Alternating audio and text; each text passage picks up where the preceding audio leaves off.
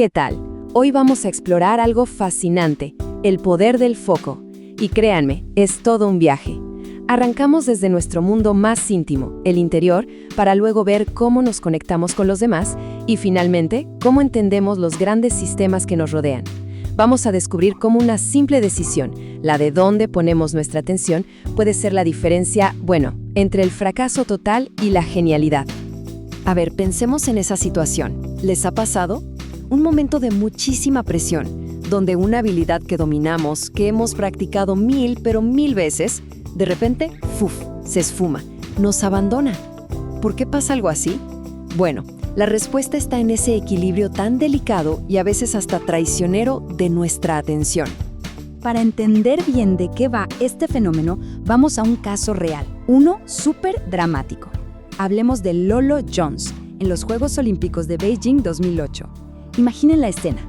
Ella estaba en la cima de su carrera, era la gran favorita, y la medalla de oro en los 100 metros vallas, prácticamente ya tenía su nombre grabado. Ella iba liderando la carrera, con una fluidez impresionante, casi perfecta. Pero entonces, justo ahí, algo cambió. Un pensamiento se le metió en la cabeza, su foco se desvió y en una fracción de segundo llegó la catástrofe. ¡Pum! Golpeó la penúltima valla, y así, su sueño olímpico se hizo polvo. Terminó en un devastador 7º lugar. Y aquí está. Este fue el pensamiento exacto que lo arruinó todo. En lugar de confiar en años de entrenamiento, de dejar que su cuerpo hiciera lo que sabía hacer, su mente consciente quiso tomar el control. Y la lección, la verdad, es clarísima. Cuando una habilidad ya es automática, pensar demasiado en ella es la receta perfecta para el desastre. Este caso de Lolo Jones nos lleva directo a nuestro primer campo de batalla, nuestro mundo interior. Porque, seamos sinceros, todos luchamos contra esa mente que tiende a irse por las ramas, a divagar, a escaparse del momento presente.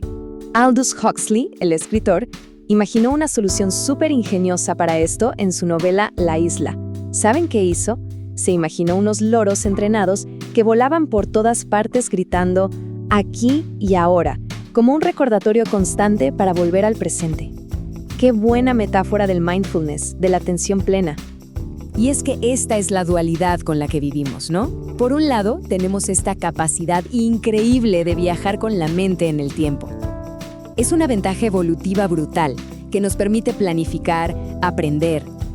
Pero por otro lado, es también una fuente constante de ansiedad y preocupación. A diferencia de los animales, que viven siempre en el aquí y ahora, nosotros tenemos que hacer el esfuerzo de aprender a regresar a ese estado. Entonces, ¿cómo le hacemos para navegar este mundo interior tan complejo? Bueno, Steve Jobs dio un consejo que es oro puro. Decía que para contrarrestar tanto la mente que divaga como el ruido de afuera, es clave cultivar un foco interno. Escuchar esa intuición que, como él mismo dijo, de alguna manera ya saben lo que realmente te quieres convertir. Ok, una vez que empezamos a dominar nuestro foco interior, el siguiente paso lógico es dirigirlo hacia afuera. Pasamos de la conciencia de uno mismo a la conciencia de los demás. Y ahí es donde entramos de lleno en el terreno de la empatía.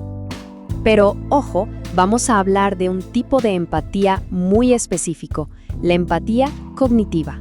Esto no se trata de sentir lo que la otra persona siente. No, se trata de entender su perspectiva, de comprender sus modelos mentales, de saber cómo piensa. Es más bien una habilidad intelectual, como una herramienta de percepción. Y aquí es donde la cosa se pone interesante, porque esta herramienta, esta empatía cognitiva, es completamente neutral. Su valor depende de para qué la uses. Por un lado, un sociópata la puede usar para manipular, para encontrar los puntos débiles de alguien.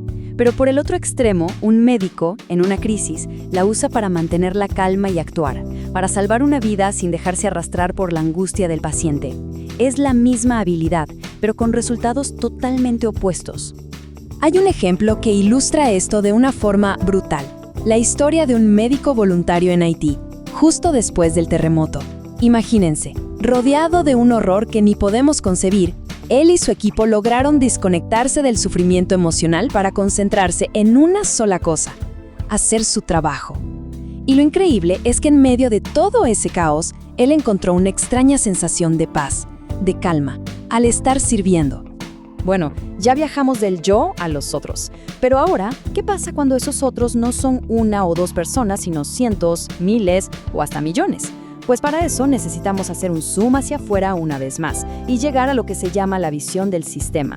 O sea, la capacidad de ver el panorama completo y entender cómo todas las piezas del rompecabezas, personas, mercados, recursos, se conectan e influyen unas a otras. Y cuando falta esta visión, ¡ay, cuidado! Porque las consecuencias pueden ser terribles. Intel, por ejemplo, estuvo a punto de descubrirlo de la peor manera posible. Su propio fundador, Andrew Grove, llamó a esa época el Valle de la Muerte de la compañía.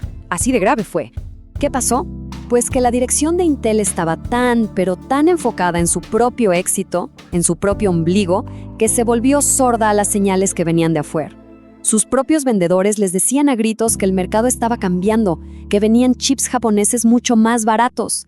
Pero nada, no escucharon. Esa ceguera, esa miopía sistémica, casi los lleva a la quiebra. Ahora, para que vean el contraste, vámonos a un ejemplo magistral de enfoque sistémico. Piensen en Steve Jobs cuando regresó a Apple en el 97. ¿Qué se encontró? Una compañía que estaba completamente a la deriva, ahogándose en su propia complejidad. Fabricaban docenas y docenas de productos que no solo confundían a los clientes, sino a la misma empresa. Un verdadero desastre. Y su estrategia se basó en esta filosofía, que parece simple, pero es increíblemente poderosa. Jobs entendió que tener foco no se trata solo de decidir qué vas a hacer. Se trata, y esto es lo más importante, de decidir qué no vas a hacer, de eliminar sin piedad todo lo demás. La simplificación fue su gran golpe de genio. Y no se anduvo con rodeos, ¿eh? Sus acciones fueron drásticas. De un plumazo, recortó toda la línea de productos a solo 4. Así de simple. 2 para consumidores, 2 para profesionales. Pero ojo, esta no fue una simplificación tonta o superficial. Nació de entender a fondo la complejidad del negocio. Y al hacer eso, le dio a Apple un foco clarísimo y, literalmente, salvó a la compañía. Pero esperen, que el foco sistémico puede ir todavía más allá. Miren el caso de Unilever. Su ex director general, Paul Polman, lanzó un plan que no solo buscaba reducir el impacto ambiental de la empresa, sino que también quería transformar toda su cadena de suministro para beneficiar, escuchen esto, a 500,000 de pequeños agricultores por todo el mundo. Fíjense en la jugada maestra que hay aquí. Al tener un foco tan amplio, los beneficios se multiplican. Al integrar a estos agricultores, Unilever no solo mejoraba la vida de comunidades rurales y apoyaba la sostenibilidad, sino que al mismo tiempo estaba asegurando su propio futuro. Estaba diversificando sus fuentes y reduciendo riesgos a largo plazo. Es una visión donde todos ganan, un verdadero ganar-ganar. Y si hay una frase que resume perfectamente este enfoque sistémico centrado en las personas, es esta. Es el lema de Greystone Bakery, los que hacen los brownies para un helado súper famoso de Ben & Jerry's. Su propósito principal no es el brownie, es el impacto que tienen en su comunidad. El producto es solo el medio para lograr un fin mucho, mucho más grande. Bueno, después de todo este recorrido, la pregunta es, ¿cómo aplicamos todo esto? ¿Cómo podemos evaluar la calidad de nuestro propio foco? Pues este viaje, desde el yo hasta el sistema, nos deja con una herramienta final que es súper poderosa. El Dalai Lama propone 3 preguntas muy simples pero muy profundas para revisar nuestra motivación. Son preguntas que nos invitan a reflexionar. A ver, ¿esto que estoy haciendo es solo para mí o también es para los demás? ¿Beneficia a unos poquitos o a la mayoría? ¿Y el impacto es solo para el ahora o también piensa en el futuro? Es como una brújula para dirigir nuestra atención hacia algo con más propósito. Y con esto cerramos. Hemos visto de todo, ¿no? Desde una simple valla que le costó el oro a un atleta, hasta sistemas complejos que pueden levantar comunidades enteras. Al final, el poder está en dónde y cómo elegimos dirigir nuestra atención. Así que la pregunta final, la que queda para la reflexión, es esa.